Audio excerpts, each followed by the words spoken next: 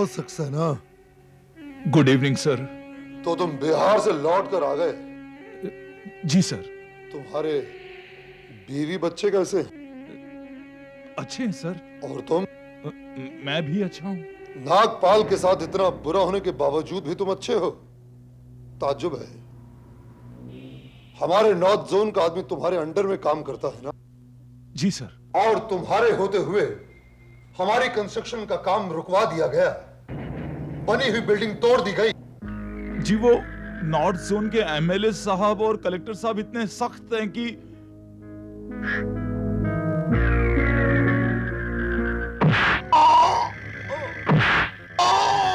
कमबख्त, अगर वे सख्त है तो तुम भी उनसे सख्ती से क्यों नहीं पेश आए?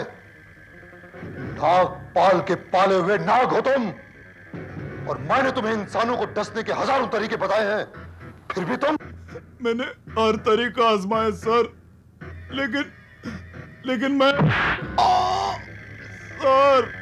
किंतु, परंतु, लेकिन, अगर मगर जैसे वाहियात शब्द नागपाल की डिक्शनरी में नहीं है, ये तुम जानते हो ना? जी सर। तो फिर जाओ, सारे मामलों को फिर से ठीक करो। उस एमएलए और कलेक्टर को तो मैं देख लूंगा। और सुनो, वहां पर जितनी झोपड़पट्टियां हैं, उन सबको वहां से हटने पर मजबूर कर दो। और अगर कोई दिक्कत पेश आए तो मुझे फौरन इत्तला करो। जाओ। कमाल है, जिंदगी की शतरंज भी अजीब है। इसमें बादशाह को भी घर से बेघर होना पड़ता है। तो ठीक कहा बादशाह, तुम्हारे साथ वजीर और प्यादों को भी दर दर का होना पड़ा, दर दर का। कुत्ते की तरह एक दरवाजे से बंद के रहना तो हमारे भाग्य में नहीं है। अरे मक्खन, तुम्हारा नाम मक्खन है, लेकिन बातें बड़ी खुश करते हो यार। बातों में थोड़ी चिकनाई लाओ। तुमने भी खूब कही जी, खूब चंद जी। पर जिसकी हालत दिन ब दिन बद से बदतर होती जाती हो, उसकी बातों में चिकनाई आए तो आए कहां से? ठीक कह रहे हो बड़े भैया, पर ये मत भूलो कि मेरी ये नौबत लाने वाले तुम ही लोग हो। पीकर कोई अच्छी बात भी करोगे या लड़ते ही रहोगे? हाँ? अरे ये लड़ने नहीं, इनका प्यार करने का तरीका ही यही है। इन्हें अपने जीने का तरीका बदलना होगा खूबचंद, वरना दुनिया इन्हें बदल देगी। 2.5 घंटे बाद तुम रशीद और नौबत राम को लेकर इंटरनेशनल एयरपोर्ट जाओगे, जहां पर 4:10 की फ्लाइट से हमारा 5 करोड़ का सोना विदेश से आ रहा है। तुम लॉबी के बाहर एक पोस्टर लेकर खड़े रहोगे, जिसमें बड़े बड़े अक्षरों में लिखा होगा, हैप्पी लैंडिंग मिस्टर हैरिंगटन। एक शख्स खुद तुम्हारे पास आएगा और कहेगा, हेलो बॉम्बे, समझ लेना वही आदमी है। तुम माल को लेकर गोडाउन पहुंचो, मैं वही आता हूं। क्या जमाना आ गया है बोरकर साहब, कुछ समझ में नहीं आता। आदमी अपने मतलब के लिए इतना नीचे गिर सकता है, ये सोचकर तो मुझे घिन होने लगती है, घिन। अमर साहब, जैसे ही मुझे पता चला कि उन लोगों ने आप पर कातिलाना हमला करवाया है, मैं अपने आप को रोक नहीं पाया। आपके आने का बहुत बहुत शुक्रिया। वैसे आपके मालिक मिस्टर शाह ने इसके मुतालिक क्या सोचा है? जनरल मैनेजर देसाई के साथ इस फर्म के जितने भी लोग इस रैकेट में शामिल थे, उन सबको उन्होंने अब्रॉड जाने से पहले ही नौकरी से निकाल दिया। वैसे शाह साहब उन सबके खिलाफ कानूनी कार्रवाई भी करने जा रहे हैं। That's good। वैसे शाह साहब अब भी चाहते हैं कि उस प्रोजेक्ट पर प्रैक्टिकली काम आप ही करें। नहीं बोरकर साहब, मैं शायद अब काम नहीं कर पाऊंगा। जब एक बार भरोसा ही उठ जाए तो भला वहां इंसान काम कैसे कर सकता है? नहीं, आप जरा सोचिए इस बात के बारे में। ये ठीक कह रहे बोरकर साहब, उन लोगों का क्या भरोसा, कब कहां क्या कर बैठे हैं। नहीं भाभी जी, अब कोई भी ऐसी हरकत करने की हिम्मत नहीं करेगा। शाह साहब ने उन लोगों के खिलाफ एक्शन ही ऐसा लिया है। मिस्टर बोरकर, इस एक्शन का रिएक्शन क्या होगा ये तो भगवान ही जाने।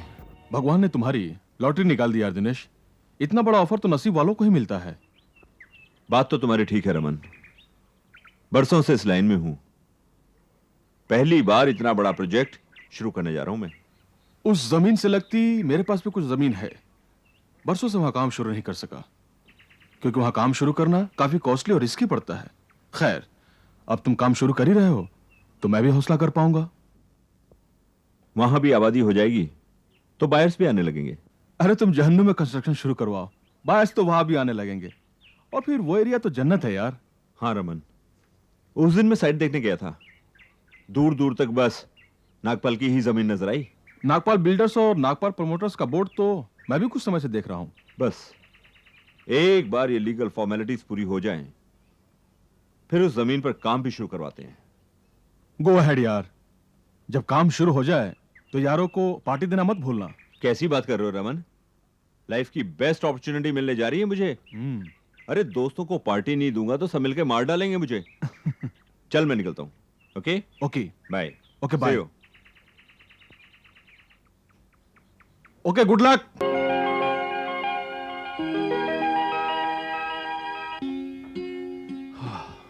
ओह माय गॉड, आशा एक गिलास पानी तो लाना।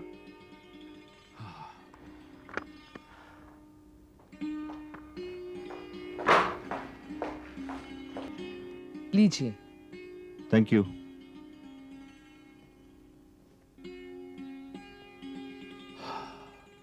कितनी गर्मी है आज। थक गए हो? ये अभी अभी वकील साहब छोड़ गए हैं। तुमने पढ़ी? पढ़ी है। टर्म्स एंड कंडीशंस तो ठीक है ना? बल्कि दोनों पार्टीज के लिए प्रॉफिटेबल है। अच्छा, इतना बड़ा प्रोजेक्ट तुम अकेले डिजाइन कर पाओगी? इतना मुश्किल तो नहीं है, लेकिन सोच रही हूँ कि अगर किसी और को साथ ले लूं तो बेहतर होगा। हाँ, अमर साहब काफी तजुर्बेकार और काबिल डिजाइन इंजीनियर हैं और तुम उनके साथ बरसों काम भी कर चुकी हो। सोचता हूं कि तुम दोबारा उनके साथ काम करोगी तो। सोचा तो ठीक है तुमने, लेकिन ये सब उनके शेड्यूल पर डिपेंड करता है। अरे शेड्यूल कितना भी बिजी हो, वो हमारे लिए टाइम जरूर निकालेंगे। तुम्हारे दिमाग में इस प्रोजेक्ट का कोई ग्राफ तो होगा।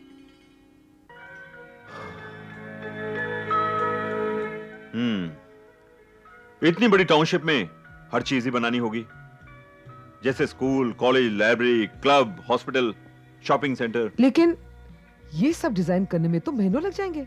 नेचुरली, इसीलिए तो मैंने सोचा है कि अमर साहब को इस प्रोजेक्ट में अपने साथ रख लें। तो फिर नेक काम में देर क्यों? क्यों ना कल ही उनके घर चले? ठीक है। भाई ताज्जुब है अमर, तुम्हारे साथ इतना बड़ा हादसा हुआ और तुमने हमें खबर तक नहीं दी।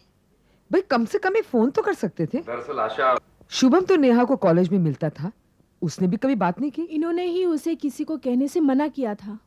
लेकिन क्यों? चंद्रा साहब, मेरे साथ जो होना था सो हो गया, अब किसी को कुछ बताकर परेशान करने से क्या फायदा। अमर साहब, इसका मतलब आप हमें गैर समझते हैं। नहीं, मैंने ऐसा तो नहीं कहा। इन्होंने तो रजत और कार्तिक साहब को भी इस हादसे के बारे में खबर नहीं होने दी। दरअसल ये उनकी पुरानी आदत है सुनंदा। ये अपना सुख तो सबके साथ बांट सकते हैं, लेकिन अपना दुख किसी के साथ नहीं। अमर साहब, आप फिक्र न करें, मैं उस बिल्डर धनवंत शाह को जानता हूं।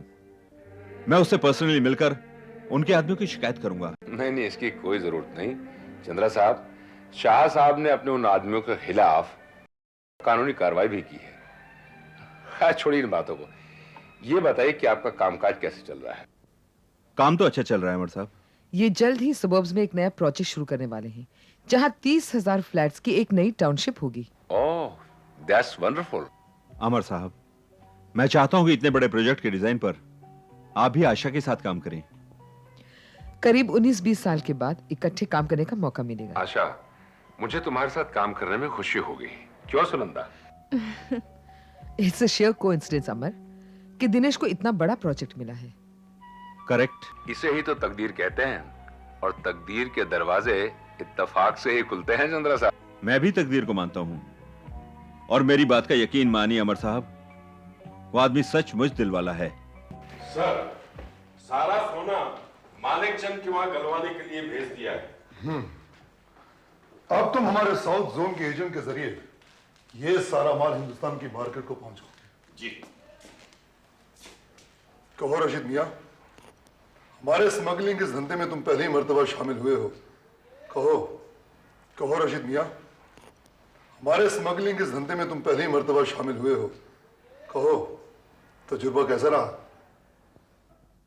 क्या बताऊं जनाब, तजुर्बे की तो ये है कि एक एक सेकंड जैसे सूली पे लटकते गुजरा। पहले पहले हर एक को ऐसा ही लगता है। तुम्हें ऐसी जमीन पर जन्नत के मजे आने लगेंगे जब तुम धीरे धीरे इस काम में पुख्ता हो जाओगे। आका हुजूर, पुख्तगी तो आते आते आ जाएगी, पर हमारी गुजारिश है हमें किसी और धंधे में लगा दो ना।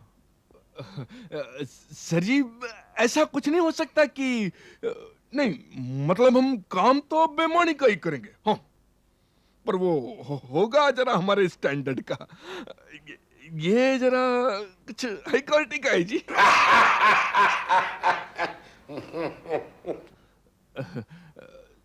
सर जी, एक बात पूछूं? एक बात मेरी अभी तक समझ में नहीं आई कि आपने हमें कारतक बाबू के यहाँ क्यों भेजा जानबूझ के? सिर्फ इसलिए, हमारे जिन आदमियों को वो पुलिस की हिरासत में पहुंचाकर चैन की सांस ले रहा था, उन्हें बाहर आया देख वो तिलमिला उठे और आने वाली मौत के खौफ से हर रोज एक नई मौत मरता रहे। सर, ये नॉर्थ जोन का काम आप मुझसे वापस ले लीजिए, अब मुझसे नहीं संभलता। सर, आपके ऑर्डर पर मैं कुछ आदमी लेकर गया था झोपड़पट्टियां हटवाने, मगर वो लोग तो जंगली हैं, जंगली। मुझे पेड़ के साथ बांधकर सर बड़ी मुश्किल से जान बचा कर आया हूं। सर, बड़ी मुश्किल से जान बचा कर आया हूं। सर, बड़ी मुश्किल से जान बचा कर आया हूं। नहीं!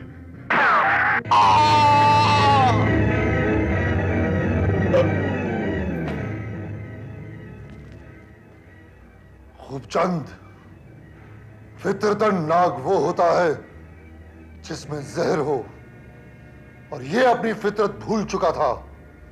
इसका जहर खत्म हो चुका था, इसीलिए हमने इसे उस बिल में पहुंचा दिया है जहां मुर्दे रहते हैं। अजमेरा,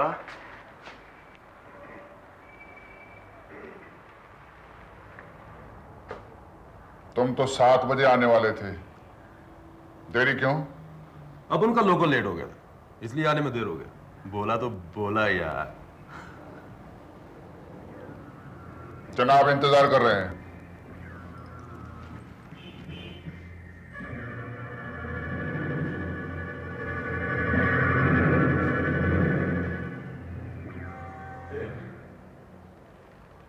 कैसे हो रॉबर्ट? गॉड का ब्लेसिंग से अपन अच्छा, वरना तुम लोग तो अपन को बर्बाद करने पर तुले हुए। बर्बाद नहीं, हम आप लोगों का आबाद करना चाहते हैं। अपन का झोपड़पट्टी तोड़वाकर उसमें आग लगवाकर। नहीं सेठ नहीं, अपन वो जगह खाली नहीं करेगा, कुछ भी कर लो। बोला तो बोला। तुम वहां के लीडर हो ना, और लीडर लोग तो ऐसी भाषा बोला करते हैं। अजमेरा, इसी आदमी के कहने पे वहां के लोगों ने हमारे सक्सेना साहब को पेड़ से बांधकर जलाने की कोशिश की थी ना? जी जनाब। अजमेरा, काफी बहादुर हैं वो लोग, और फिर क्यों ना होंगे जब वहां का लीडर ही इतना बहादुर है। रॉबर्ट, तुम जानते हो ना कि जिस जगह पर तुम लोग रह रहे हो वहां पर तुम लोगों का गैर कानूनी कब्जा है। आपको इससे क्या? अपन लोग वहां बरसों से रह रहे हैं। बरसों से रहने वाले पलक झपकते ही जड़ से उखाड़कर फेंक दिए जाते हैं।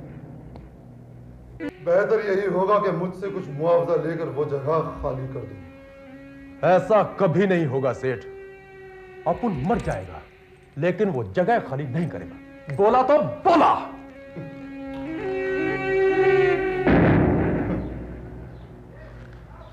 जनता का ये लीडर सचमुच बहुत दिलेर है, और अगर जनता के लीडर को ही रास्ते से हटा दिया जाए तो जनता तो खुद ब खुद घबरा के रास्ते पर आ जाएगी। क्यों अजमेरा? बिल्कुल जनाब। अरे क्या कर लेंगे अब मेरा, हा? जान से मरवा देंगे क्या? अरे रॉबर्ट की तरफ आंख उठाकर देखने वाले की रॉबर्ट क्या निकालेगा, समझा तू?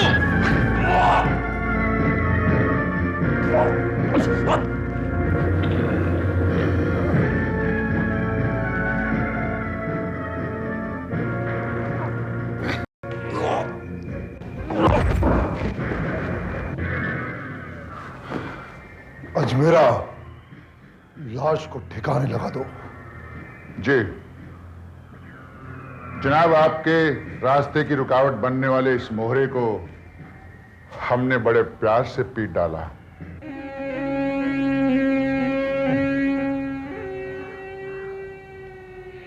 जिंदगी की शतरंज की बिसात पर बिछा हर मोहरा नागपाल के इशारे पर चलता है।